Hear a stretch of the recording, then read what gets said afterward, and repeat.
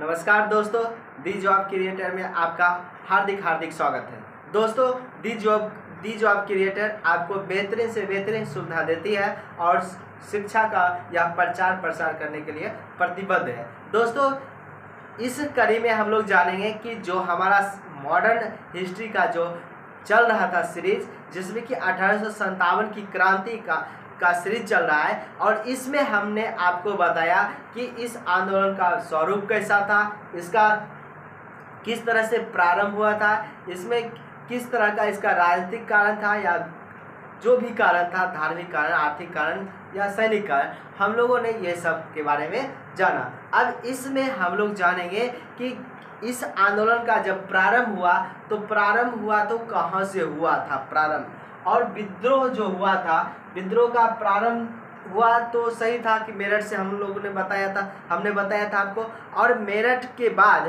यह विद्रोह का प्रसार कैसे फैला और यह किस तरह से विद्रोह का रूप लेता चला गया, कहाँ कहाँ यह फैला, हम लोग इसके बारे में जानेंगे। सबसे पहले आपको यह बता देते हैं कि यह विद्रोह जो था खास करके उत्तर भारत में ज़्यादा जोर शोर से चला, लेकिन दक्षिण भारत में कहीं न कहीं यह विद्रोह कमज़ोर हो गया, और विद्रोह इतना कमज़ोर हो गया कि उस समय अंग्रेज जो है भारत छोड़कर नहीं गए, और उसके बाद 90 साल तक भारत पर यह जो है आक्रमण कब्जा करके रखे रहा अंग्रेज। और उसमें किस तरह से भूमिका निभाई कुछ राजाओं ने, कुछ महाराजाओं ने, या कुछ नवाबों ने, या कुछ रानियों ने किस तरह से उसमें अपना योगदान दिया, इसके बारे में हम लोग इस कड़ी में जानेंगे, इस सेशन में जानेंगे। जैसा कि आपको बताए कि पश्चिम जो भारत का जो उत्तरी हिस्सा था, भारत का जो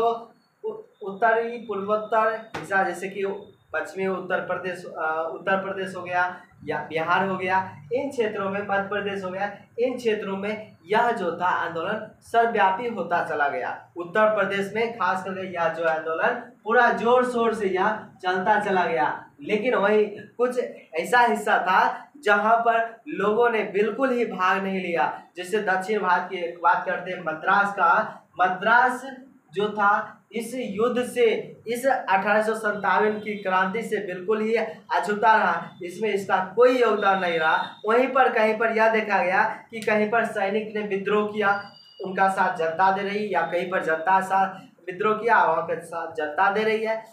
लेकिन दो नगर ऐसा था जिसमें कि मुजफ्फरनगर और सहारनपुर, इसमें आम जनता ने थोड़ी सी भी रुचि नहीं दिखाई, सिर्फ सैनिक ही वहां पर विद्रोह किए और आम जनता ने विद्रोह नहीं किया। और यही कारण था कि यह जो 1857 की क्रांति हम जानते हैं, ज़्यादा हद तक सफलता नहीं मिल पाई, अंग्रेजों को हम भगाने में असक्षम हुए। आइए हम लोग समझते हैं कि इस विद्रोह के प्रसार में लखनऊ की क्या स्थिति थी, लखनऊ ने किस तरह से अपना योगदान दिया।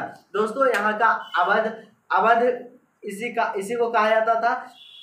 उस समय अवध का नवाब हुआ करता था वाजिद अली शाह, जो कि अंतिम नवाब के रूप में जाना जाता है। अवध का अंतिम नवाब इन्हीं को माना जाता है, वाजिद अली शाह को। इनको अंग्रेजों ने कुशासन की संज्ञा देकर कहा, तुम जो है शासन चलाने लायक नहीं है। षड्यंत्र करके इसको गद्दी पर से उतार दिया गया, और गद्दी पर से हटाने के बाद इसे कोलकाता भेज दिया गया, इसे निर्वासित कर दिया गया, अवध से ही निर्वासित कर दिया गया, कि क्योंकि यह जो थे अंग्रेजों के विरुद्ध हुआ करते थे, इसलिए इन पर निर्वासित के कुशासन का आधार लेकर इनको निर्वासित कर दिया गया।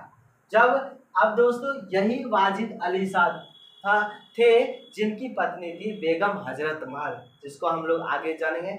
जब इनको हटा दिया गया, निर्वासित कर दिया गया, तब क्या हुआ, वहाँ के लोगों में असंतोष की स्थिति उत्पन्न हुई। उनको लगा कि हमारे शासक को, हमारे जो बादशाह हैं या नवाब हैं, उनको हटाया गया है, जो कि बिल्कुल गलत हो गया। इससे लोगों में असंतोष की भावना उत्पन्न हुई, लोग इनका अंग्रेजों का विरोध करने लगे, लोग अंग्रेजों को है की दृष्टि से देखने लगे। तो इसमें कुछ नेता इस पल का इंतजार करके इनका फायदा उठाना चाहते थे। इसी में एक थे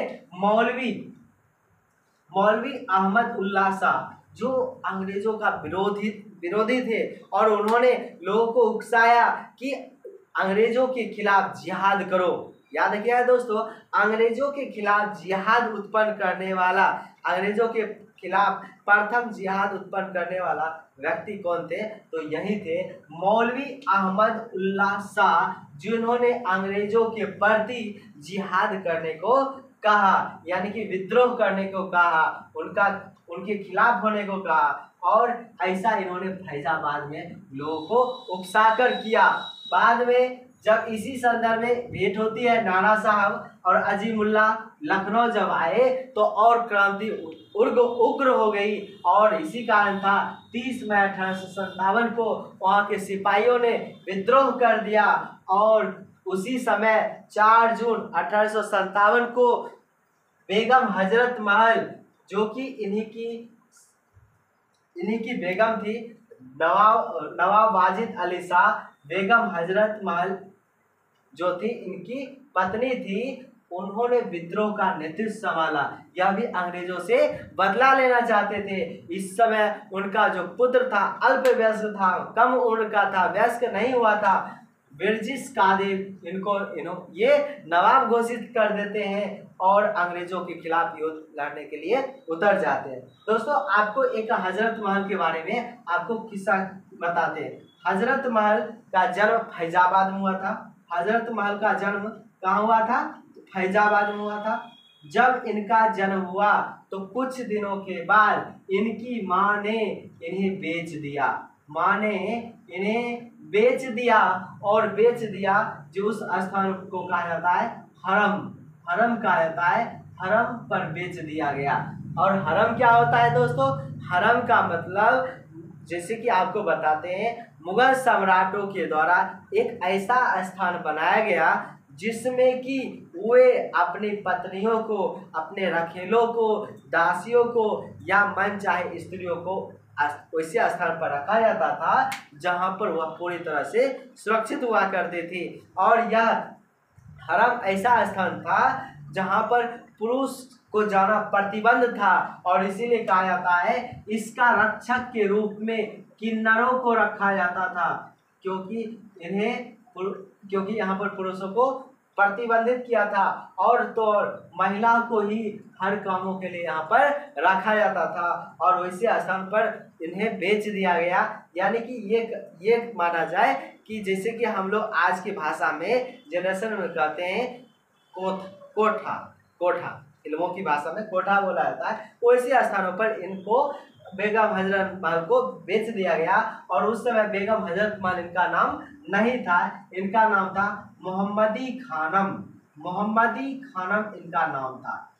और जब इन्हें बेच दिया जाता है हरम में तो वहाँ पर इनको नाम दिया जाता है परी, यानी कि मोहम्मदी खानम को नाम दिया जाता है परी। और बाद में इन्हीं को परी को कहा जाता है महक परी, यानी कि बेगम हजरत महल जो थी महक परी के नाम से प्रसिद्ध हुई। और फिर बाद में वाजिद अली शाह जब इनसे विवाह करते हैं तो वहाँ पर इनको हजरत की उपाधि दी जाती है। और चूंकि इनका बेगम बन जाते हैं इसलिए बेगम हजरत महल में जाते हैं, इसलिए बेगम हजरत महल इनका नाम रखा जाता है। ये था इनका इतिहास।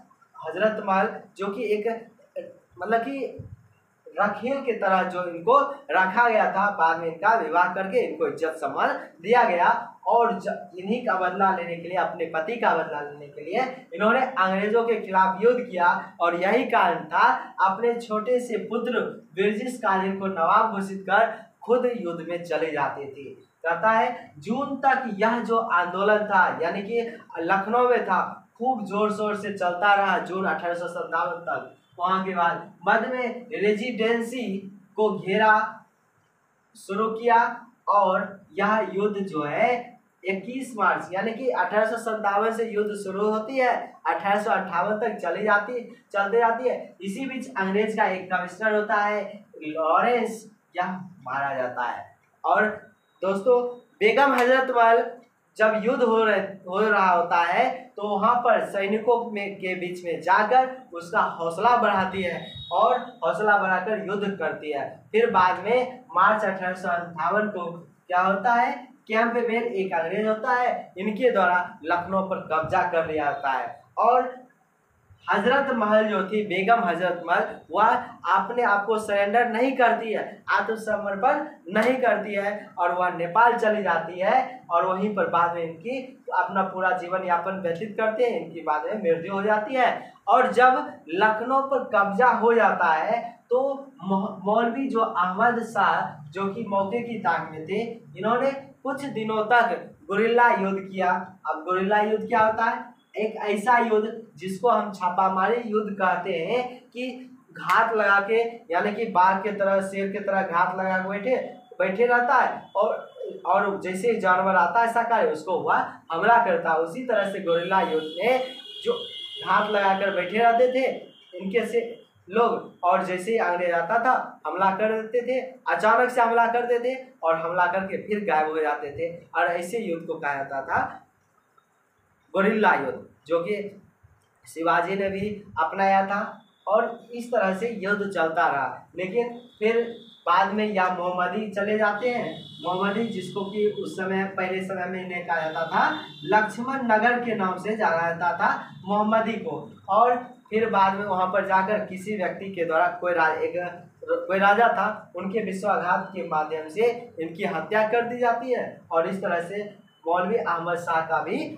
अंत कर दिया जाता। इस तरह से हमने देखा कि लखनऊ में किस तरह से आंदोलन का प्रसार हुआ, 1857 की क्रांति होती चली गई। और इस तरह से हम लोग आज के इस सेशन में यह देखें, फिर अगले सेशन में हम लोग और देखेंगे कि कहाँ कहाँ और प्रसार होता गया। यह हमारा लगभग 1857 की क्रांति का 6ठा वीडियो था, जिसको आप लोग, अगर आप लोग नए हैं इस चैनल पर और इससे पहले सारे वीडियो को नहीं देखे हैं तो उस 1857 की क्रांति का प्लेलिस्ट है, उसमें जाकर आप सारे वीडियो को देख सकते हैं। फिलहाल आज की वीडियो में इतना ही, तब तक के लिए नमस्कार, जय हिंद।